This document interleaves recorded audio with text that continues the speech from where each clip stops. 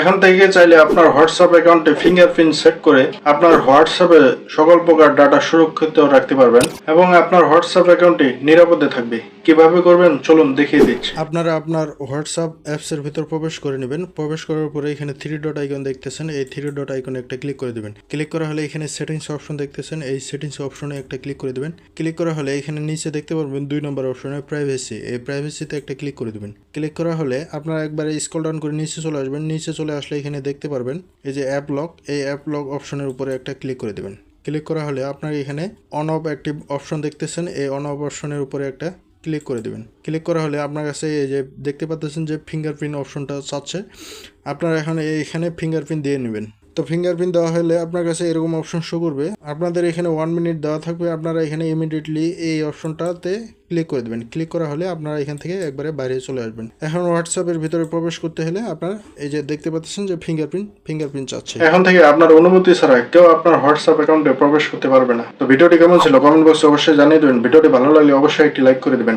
আর হ্যাঁ, চ্যানেলটি সাবস্ক্রাইব করতে ভুলবেন না। ধন্যবাদ।